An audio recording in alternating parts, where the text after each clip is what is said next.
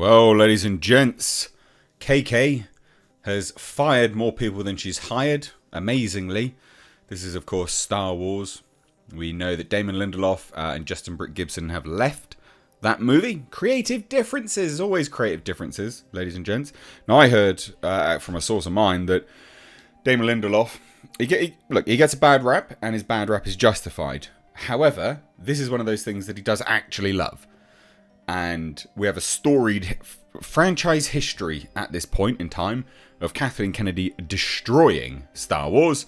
And they butted heads and he left because he actually wanted to get it right. And Kathleen Kennedy wanted to continue the destruction. But apparently that film's got a brand new writer, basically. Because it doesn't matter. It doesn't matter who writes these films anymore. Who cares? The writer's not necessarily bad, but big time movie writer? No. Stephen Knight, the creator of Peaky Blinders.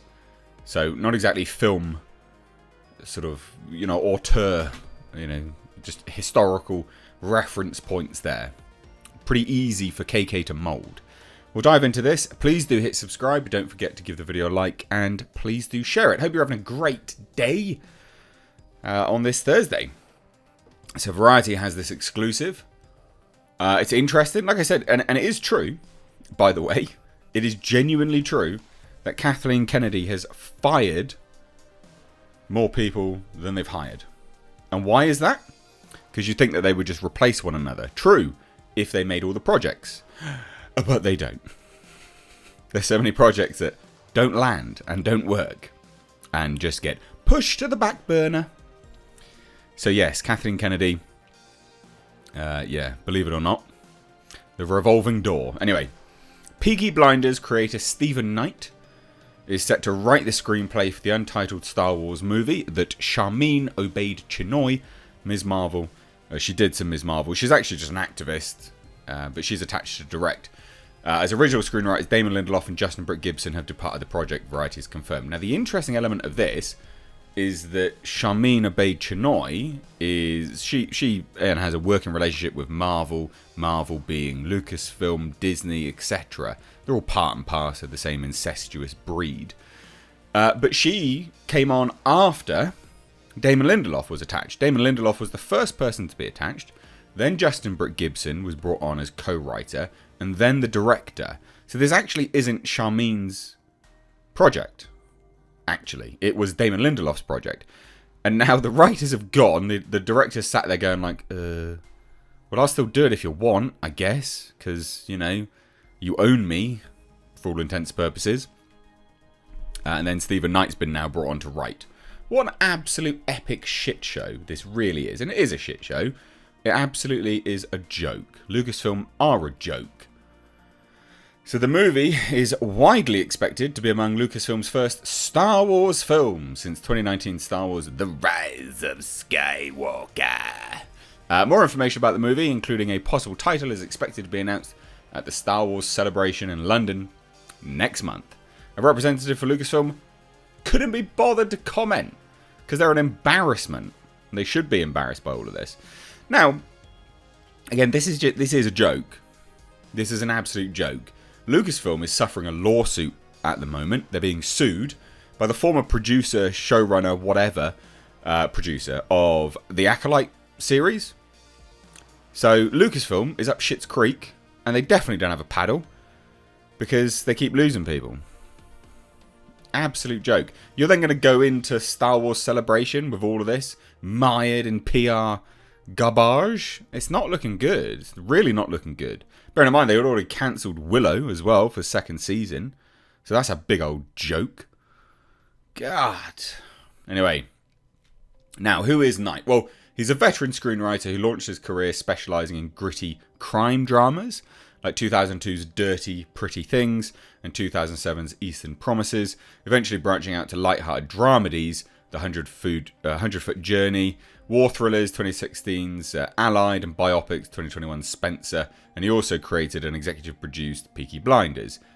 But he's not a good fit for Star Wars in any way, shape or form. He didn't write Peaky Blinders.